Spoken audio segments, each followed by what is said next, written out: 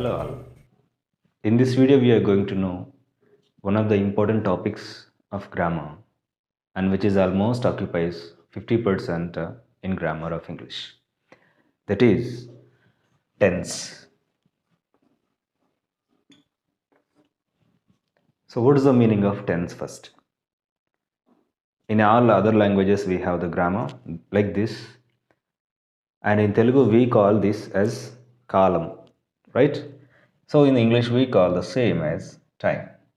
So tense mean time. In English, almost all sentences comes under one of the tenses, and each and every tense reveals one of the times in whether it is past, present, or future. So here we are going. In English, we have main three tenses. That is number one, past; number two, present; and number three, future. So these are the three main tenses in English. Of course, in all languages we have three, but in English, because it is something special language, right? Special and stylish language, right? So these three are available in each and every language. In English, a little more available. That in each and every three main tenses, we have four more subtenses. They are simple. Number two, continuous. Number three, perfect. And number four, perfect continuous. So these are the special attraction in English tenses, and these four aren't available in any languages. That's make English special and stylish and clear language, right? So these are common. In Telugu we call past tense as a bhutakalam, and a present tense as a vartamana kalam, and a future tense as a bhavishyat kalam. That's it. In Telugu there are many, there are no specific like this, and any language also. And why do these four are important in English, and what is the work of them? So as you know, I think so that these four are common for each and everything. In these three main tenses, these four are applicable. Suppose if you take a simple past, past continuous, past perfect, past perfect tense; present simple, present continuous, present perfect continuous tense; future simple, future continuous, future perfect continuous tense, right? Here we have to know the work of these four first. Then if we understand them, then it is become very easier. We'll go once. Suppose here I'll give you a line. I call it as a timeline. It is present right now, it is future, and it is a past. So before going to explain these four, I will say one statement that these four works same in any tense. If you take a continuous tense in the past, present, future, works same. Just we have to know that. Then you will think those all are easy. That suppose we are here, present right now.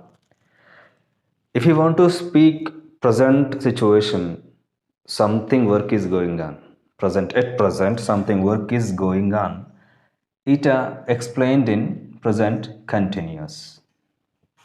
A point of time that now some work is going on, then we'll express in continuous tense, that to present.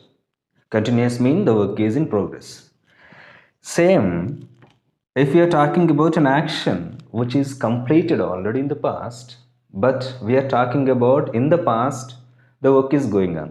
In the past, there is a time, at the time the work is going on. At the time also we will use a continuous tense only. So continuous tense work is will express an action which is going on. That's it. Continuous tense expresses an action which is going on, and it depends on whether we are talking the work which is going on in the present continuous, The same work continuing in the past continuous, will be continuing in the future continuous. But the work is continuous tense is continuous, right? Coming to perfect. Coming to perfect tense we'll use normally which action completed just now. If you are talking about an action which is completed just now in the present perfect, we have taken our time up to the time the work is just completed. Then if it is in the past, past perfect.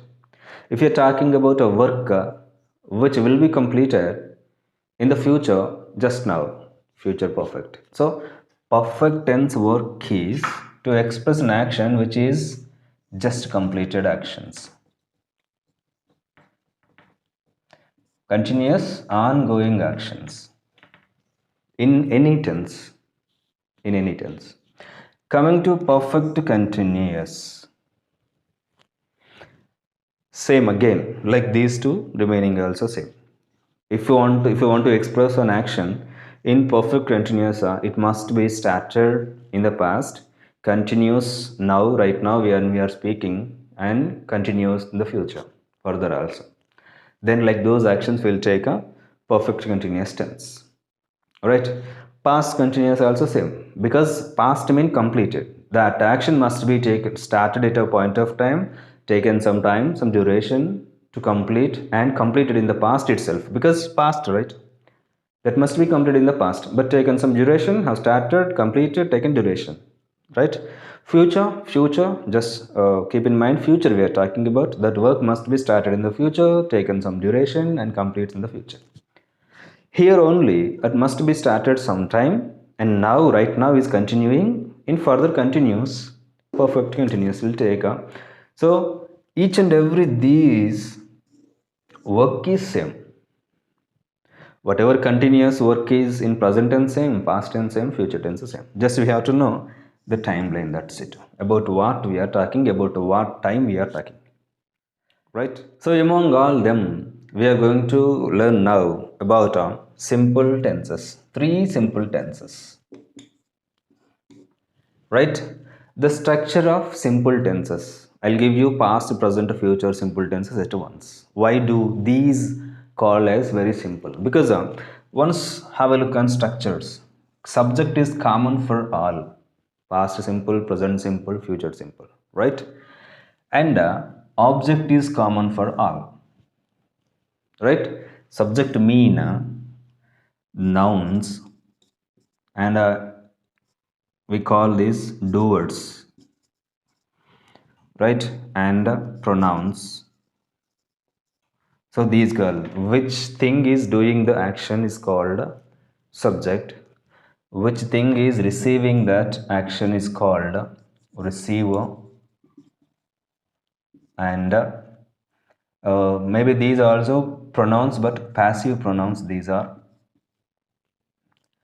right? And the names also will come sometimes, right? So subject and object is common for past, present, simple. Then what is differ? Subject and verb form number 2.